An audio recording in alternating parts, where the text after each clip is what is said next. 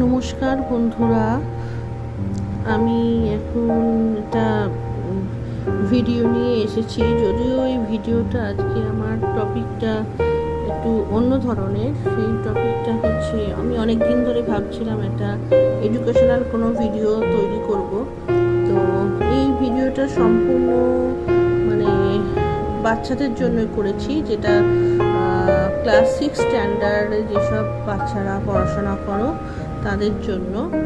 তো অনেক সময় কি হয়, আমরা যারা বাড়িতে পড়ি, অনেক সময় ইংলিশ দিক থেকেই বলছি, কি হয় পড়লেও আমরা বাংলায় মানেটা বুঝতে পারি না। তো আমি আজকে একটু চেষ্টা করেছি যে ক্লাস 6 স্ট্যান্ডার্ডে ICSE বোর্ডের যে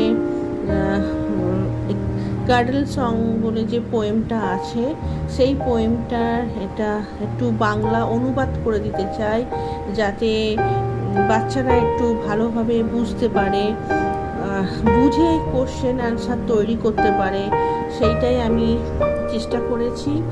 তো চলো, আজকে আমি যে বিষয়টা নিয়ে পড়াবো সেটা তোমাদের সাথে শেয়ার করছি। তো তোমাদের ভালো লাগলে বলো। তো দেখো, এখানে আছে ক্লাস 6 স্ট্যান্ডার্ডের 8 chapter cradle song, wrote by Sarojini Naidu. তো প্রথমে দেওয়া আছে, দেখো, from groups of spice over field of rice and earthward the lotus tree, I bring for you, acquaint with you, a little lovely dream. Sweet shut your eyes, the wild fireflies dance through the fairy neem.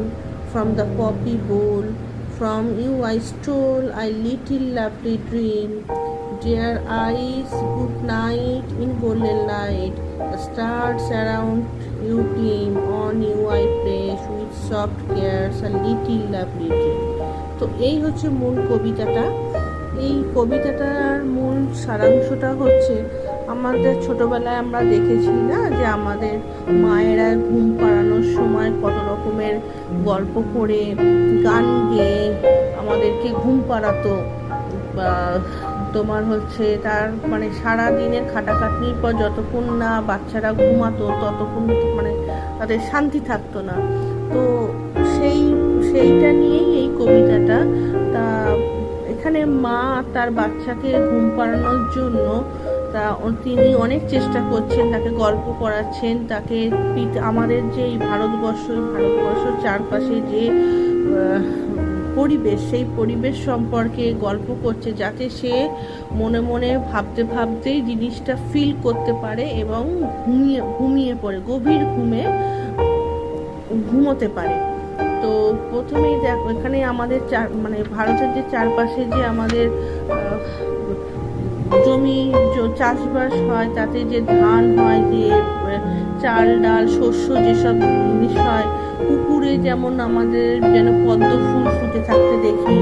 তারপর তোমার হচ্ছে যে শিশিরে, শীতকালে যে আমরা দেখি ঘাসের ওপর শিশির পড়ে থাকে। এই বলে মা একটা গল্প তৈরি করছে, যাতে বাচ্চাটা তাড়াতাড়ি ঘুমোতে পারে।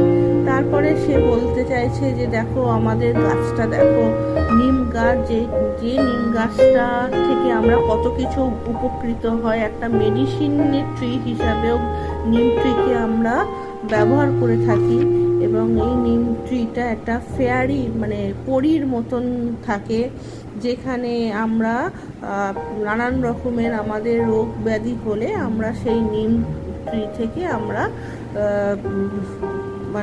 নিরাময় করতে পারি। তারপরে রাতের আকাশে যে আমরা যে তারাদের দেখি, তারা সমানে মিট করে জ্বলে, জোনাকির মতন দেখতে লাগে।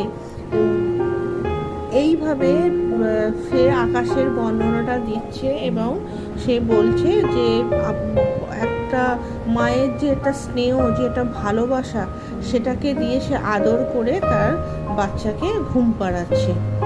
তো এই হচ্ছে কবিতাটার মূল বক্তব্য। তো তোমাদের এই পরের ভিডিওতে আমি বাংলায় কোশ্চেন অ্যান্সারগুলোকে তোমাদেরকে তৈরি করে দেবো।